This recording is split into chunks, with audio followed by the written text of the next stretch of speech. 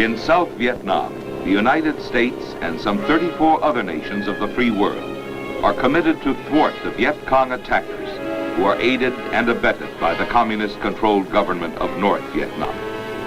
Any lesser involvement would mean the loss of Southeast Asia and ultimately the entire Western Pacific. This war is being fought under the most adverse conditions: impenetrable jungles, monsoon rains, swamps, and rugged mountains.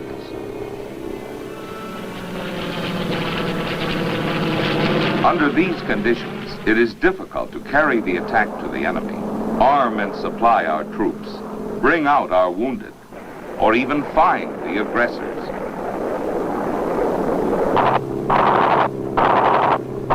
How do you fight history's most unconventional war with air power? It takes a wide variety of aircraft and equipment. Because without air support, the movements of the ground forces would soon grind to a halt in the enemy-infested forests and soggy rice paddies. Without absolute air superiority, we could not guarantee the defeat of any air offensive the enemy might mount. Air delivers troops, reconnoiters the enemy's hiding places, hits him accurately within a grenade toss of the friendlies, provides light for beleaguered villages under night attack, feeds and arms isolated outposts, blasts the enemy out of his otherwise impregnable tunnels and mole holes, destroys his supply lines, rescues downed pilots, evacuates the wounded. And within our total effort, U.S. air power provides vital support for the Vietnamese and operates in coordination and cooperation with the Republic of Vietnam Air Force. To feed this vast air war machine and fulfill the growing U.S. commitment, a round-the-clock shuttle service operates across the Pacific. It transports everything from spare parts to a flight of F-4C twin-jet Phantoms with aerial refueling stations en route.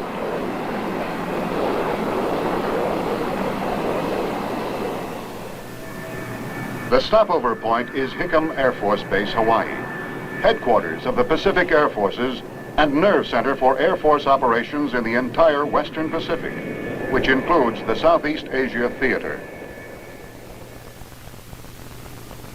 War is nothing new to these buildings, still proudly bearing the battle scars of Pearl Harbor. Nor is it any stranger to the men who bear the responsibility for directing Air Force operations in that area. A comprehensive network of communications makes it possible for them to study new developments in the field within a matter of minutes, and detailed daily briefings apprise the PACAF commander, General Hunter Harris, on the current status of his forces. The statistics illustrate the magnitude of the buildup in Vietnam, where we now have a wide variety of aircraft, each with its own particular mission and capability. The investment is large, but the dividends are highly rewarding.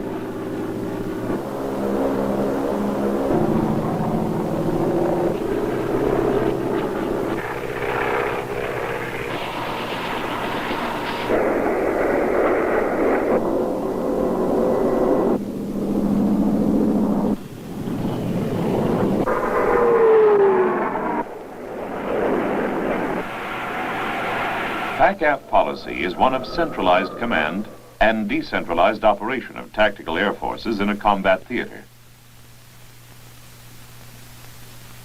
At 2nd Air Division Headquarters, Tan Son Nhut Airfield, similar briefings keep the commander, Lieutenant General Joseph H. Moore, and his staff thoroughly informed, for they are charged with the demolition of strategic enemy targets, such as lines of communications to stem the flow of men and supplies to the south, missile sites, power plants, fuel storage depots, and troop staging areas in the north.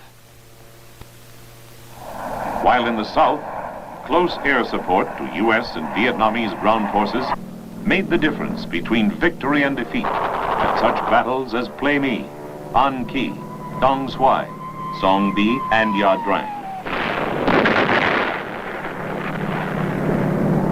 In 1965, Air Force pilots flew almost 50,000 strike sorties. Dropped 56,000 tons of bombs on Viet Cong targets in the south, not including the ordnance dropped by the B-52s, which began flying missions against selected enemy positions in June. Additional tonnage was dropped by Air Force and Navy fighter bombers over the communist north.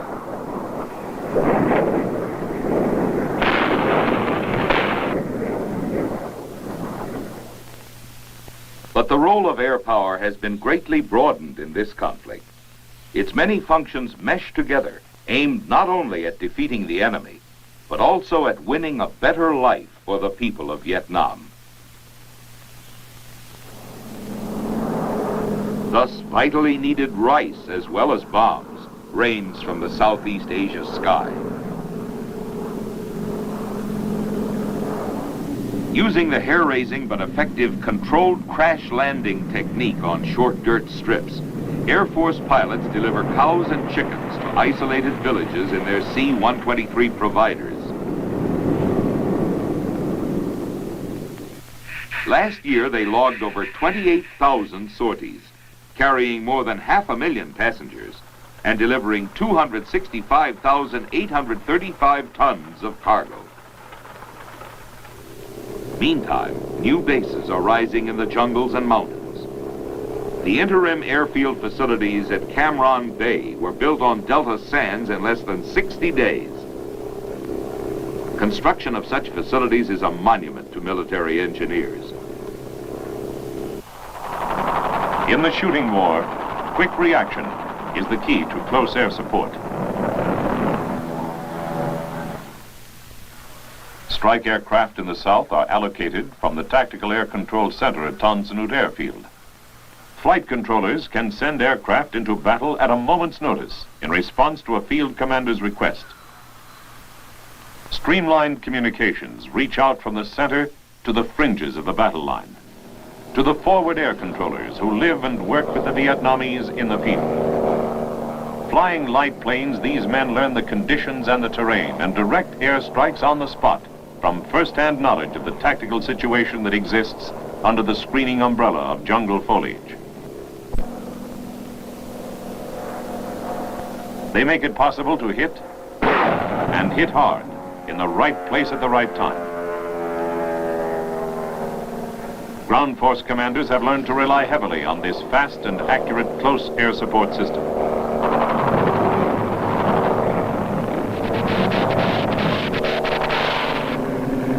General John P. McConnell, Air Force Chief of Staff, has said, quote, "What really counts is that today's wars are being fought in 3 dimensions, and whoever proves his superiority in the air will prevail in all other dimensions," unquote.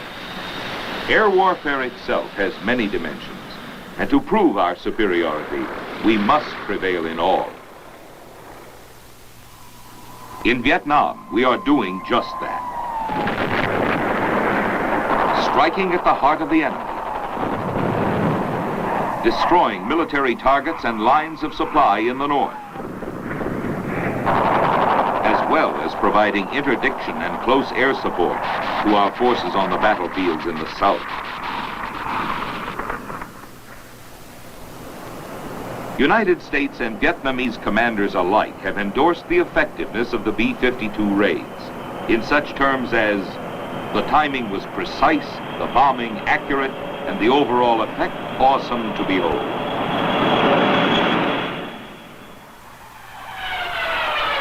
RF-101 and RF-4C reconnaissance aircraft provide photographic evidence of targets and the results of air attacks.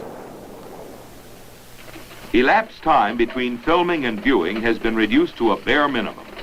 Modern electronic equipment in these aircraft gives them the capability of radar mapping, in-flight photo processing, and flight data recording.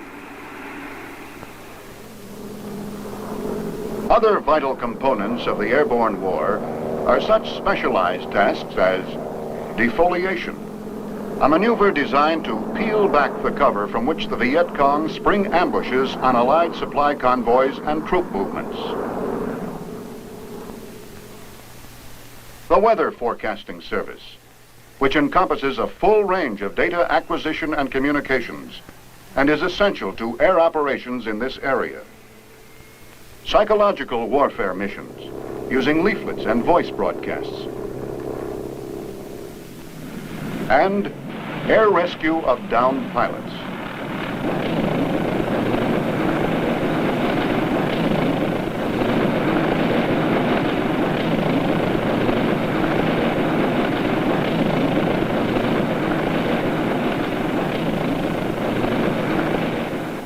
Air Rescue Service crews flew 13,000 missions in 1965, picking up 162 downed airmen.